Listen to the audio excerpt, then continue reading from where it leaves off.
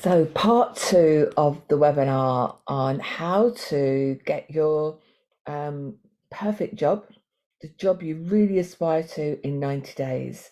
Because, I've said to you, it really is possible.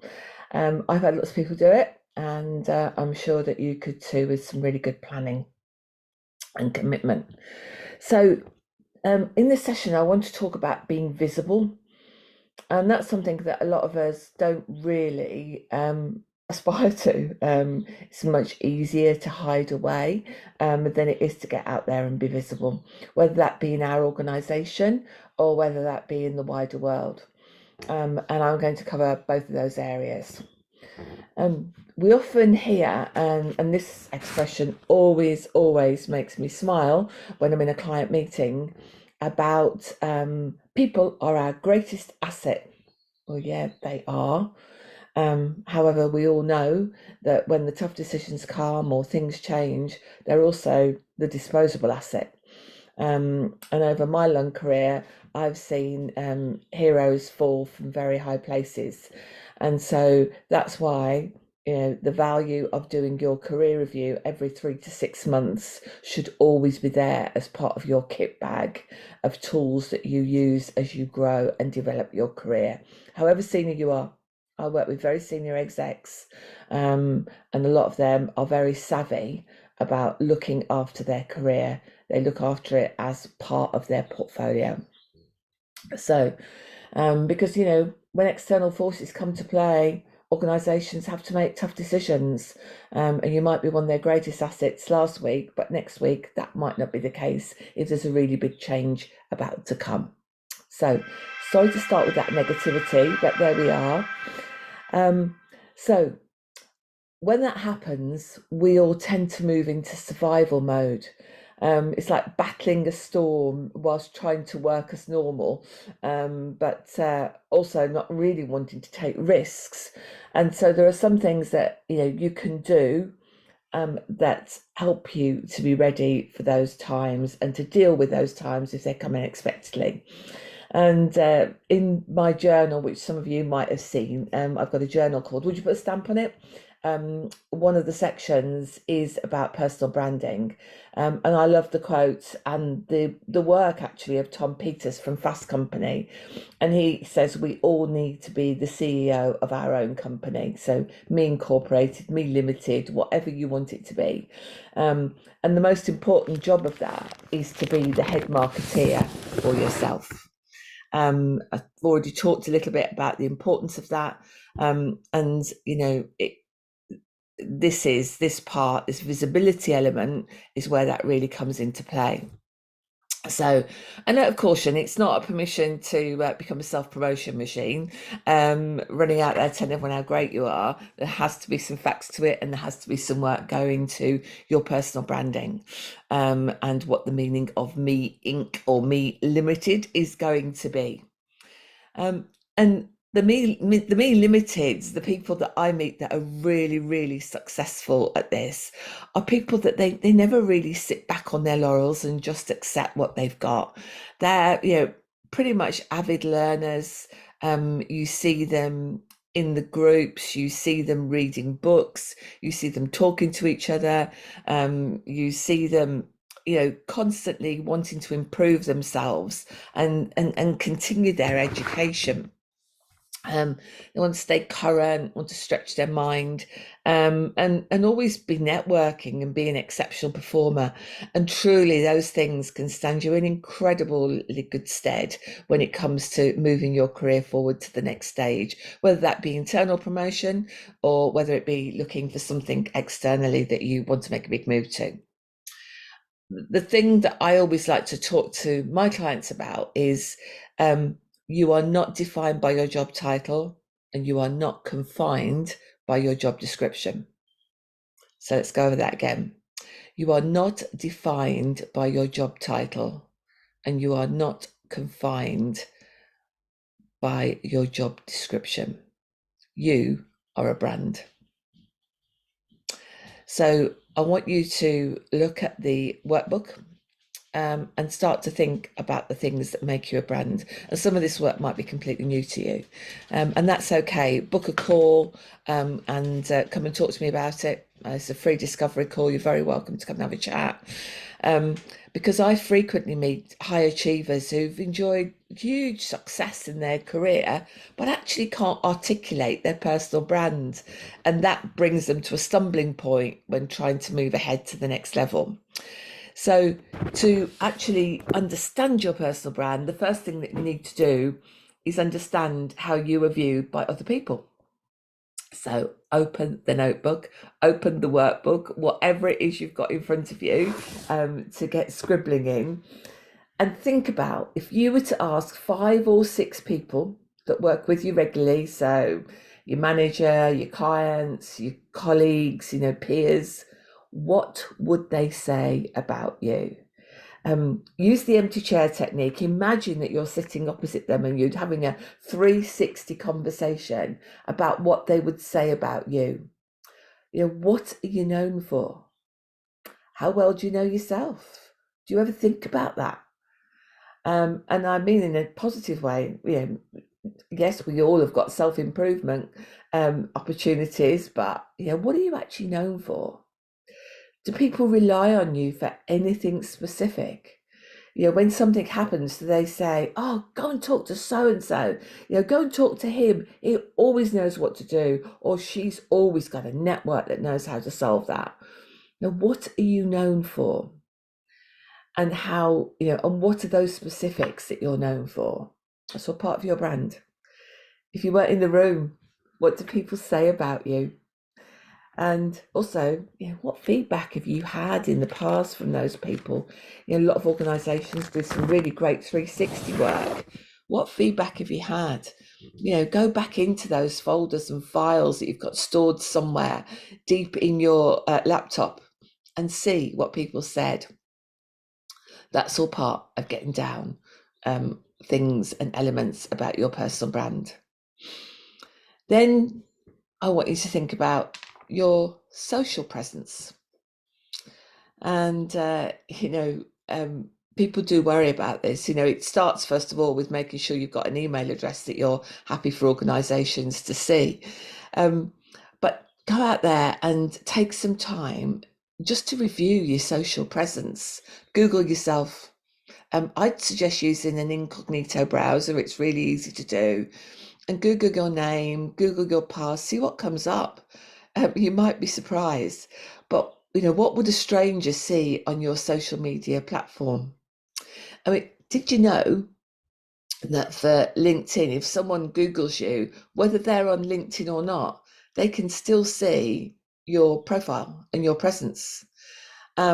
You will come up on Facebook or anything that you've previously been involved in, intonation or something like that. There will be other things that you've done over the past that you've probably totally forgotten about.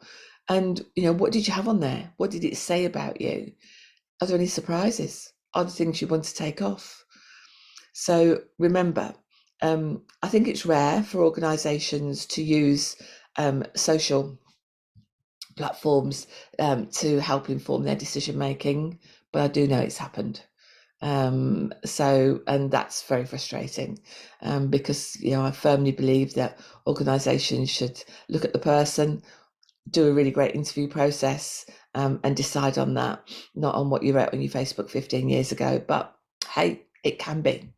So I do know that has happened. So look at your social presence, and is it consistent? Are there patterns or stories emerging that others can see?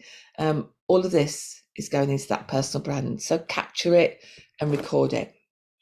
And out of those things, out of all the things that we're known for in life, so our knowledge, our skills, our development, and the way, the potential we have, our personality, and our strengths. Have you got a vision of yourself in all of those topics? Do you understand yourself? Do you really, really know what knowledge you've got? Have you identified your skills? Have you drilled down what those skills are and why they're skills? Do you know what your potential is? What are your development opportunities? Do you want to move to X-ray level in the organization you're in? Do you think you might have to go outside for that? Have that realization and really understand what your potential is where you are, or if you're going to have to move, or if you're going to have to do further education. All of those things need to be in this pot of personal branding knowledge. Your personality. I'm sure, at the level that all of you are, that many of you will have done a Myers-Briggs or a strength scope or something like that. Go back into it. Look at it. Do you still recognize it? Have things moved? Sometimes with the Myers-Briggs, we're right on that cusp of, a T and a J. When does that happen? When do you become a T? When are you a J? Know yourself. I can't stress the value of knowing that enough. But definitely know your strengths, because that's what you're going to be bringing out in your 90-day program when you're heading towards getting the role that you really want. And, if there are major differences between the vision of what you think you'd like to be and the reality that you come to when you look at these topics, have a think about how you can close the gap, get to work, and sort that out. So all of this creates your unique value proposition. And in the third part of this webinar series, I'm going to be talking about how you find that role. And so taking all the knowledge that you've looked at in your personal branding proposition, you are creating something that's unique. No one else will have the same things as you. You're different. So understand that, and that helps you to articulate what you can offer to the organisations you want to target as you go forward. Because written well and compellingly, it will actually get you in front of the decision makers. And you're not just applying to brands, you're applying to decision makers. And so we need to get that written out really clearly. So when someone asks you a question, the answer just rolls off your tongue because you've worked on it before and you know what you're going to say. The value of that is enormous. So you've got a suite of personal branding documents, and you can demonstrate on all those personal branding documents where you have added value. So those documents, they're core. I'm sure I don't need to say them, but I will anyway. So it's your CV, it's your LinkedIn profile, and it's the cover letter. And yes, cover letters matter. Don't, I've done polls on this. I've talked to many recruiters about this. Cover letters matter. So on those documents, you can demonstrate that you add value about highlighting where you have made the difference using the knowledge that you've just thought through in terms of your strengths and your skills. So, have you increased profits, sales? Have you reduced costs? Have you increased a proposition or a quality of an organisation? Have you made a massive impact on customer happiness scores? Have you saved time? Have you reduced a risk? Go back and think through. I think, I've already said that I really see the value of a monthly evaluation of where you've made a difference in your role, to your employer, to your career, because that's where you capture these sorts of things, and they're things that are so easy to forget about in the richness of time. So go back to it and think about how you can demonstrate where you've added value on the areas of that, and regularly review things that you've solved, things you've initiated, things you've developed, and create statements that you can use in your CV and on your LinkedIn profile. Something like, I initiated and delivered X, which produced an increased profit of Y despite a Z in reduction on, something that has a real measurable statement about it is definitely going to make a difference. statements that start with I help, I created, I initiated. Get the action words out. Some great action words on Google. Get whole statements on them. But get the action words out and use them when you're writing your personal branding documents, your CV, your LinkedIn profile. And remember, LinkedIn is your personal website. Some people say, oh, it's so corporate, it's so this, it's so that. No, it's not. It can be whatever you want it to be because it is your personal website. So use it to share your skills. You've got 2,500 words in about. So many people, when I come to work with them, got about 250 words that are just fluff. Don't have fluff on there, have facts on there, have details on there. Recruiters love to get to know you from what you write in that section. And if you've got a job title that you really want, you can repeat it about 30, 40 times. No problem at all on LinkedIn. You can put it in all the sections because Google's skirting around all the time when a recruiter's looking for an unusual job title or even something like a project management in a certain topic. It will find you if you've put that job title out there multiple times. Don't just put it in there once, repeat it.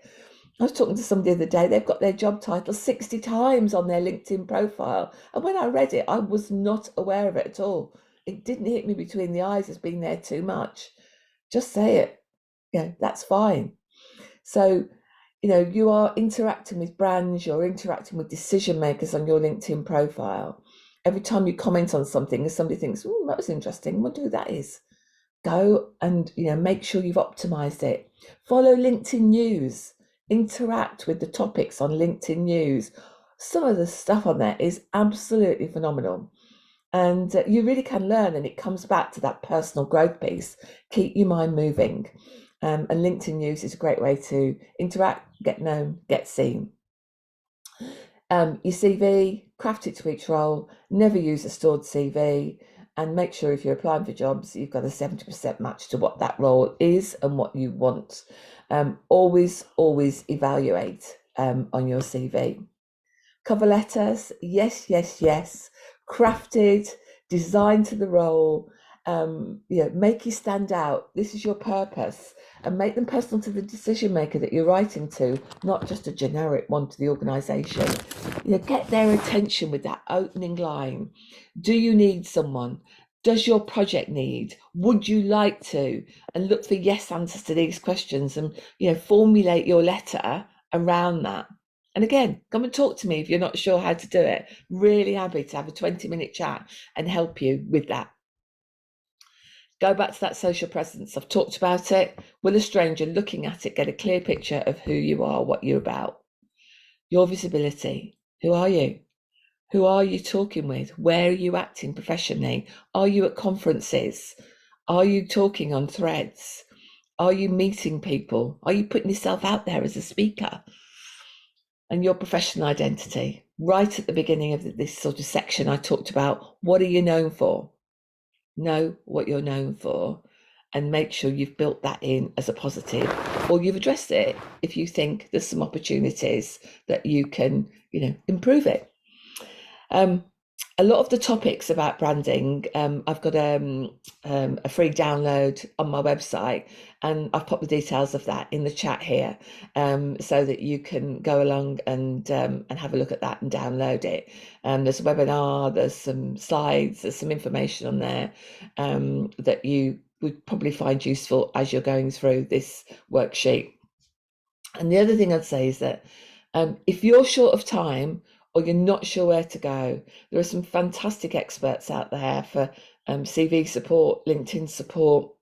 I myself have got a program that can help you with that, but there's lots of us that do that.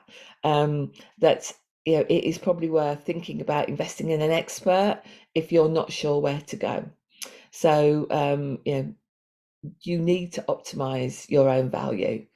And sometimes it's hard to do that yourself. So I hope that topic has been useful. I hope it's got your mind racing and thinking, and that you're ready to go and hit the notebook or the workbook and sort out how you are going to develop your unique value proposition. Next, I'm going to be talking about how you find the job. So I look forward to sharing that with you.